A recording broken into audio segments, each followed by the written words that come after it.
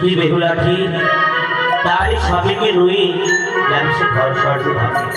সে দেখতে পাচ্ছেন এটি হলো সে ধোপানির বাপ। তাই দেখুন ধোপানি